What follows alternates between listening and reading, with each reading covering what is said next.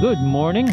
It's Sunday and today I'm doing a solo ride and my destination is in Tagaytay. Today I'm just going to do a quick coffee ride, and this time around I'm going to test ride my forward controls in the twisties of Ligaya Drive.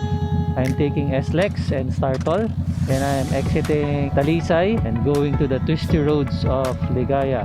Okay, so right now I'm here in Caltex Mamplasan, and you would see there a group of riders, their adventure bikes, cruisers.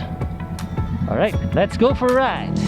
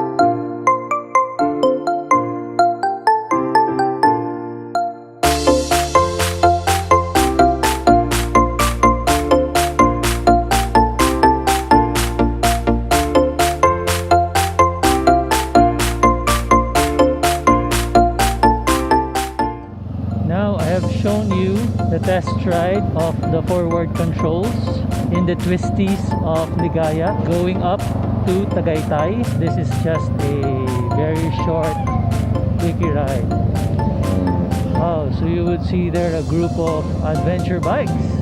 That's about it. If you like this video, please subscribe and click that bell button. Bye now.